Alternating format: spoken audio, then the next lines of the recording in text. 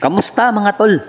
Alam nyo mga tol na panaginipan ko ang laban ni The Monster na Uya Inoue versus Tapales Nightmare mga tol. Na panaginipan ko by 8 round mga tol. TKO si Tapales mga tol. Grabing sama ng panaginip ko mga tol. Grabe, hindi ako makapaniwala.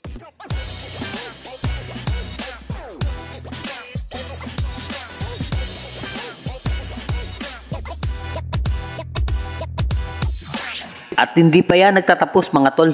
Ano sa palagay nyo mga tol? Kakayanin ba ni Marlon Tapales si The Monster na Uya Inoue?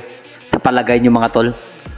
Ako sa palagay ko mga tol, medyo kakayanin ni Marlon Tapales si na Uya Inoue. At siyempre sa inyo na mga tol, kayo nang bahala, umusga kung sino talaga ang mananalo sa kanilang dalawa.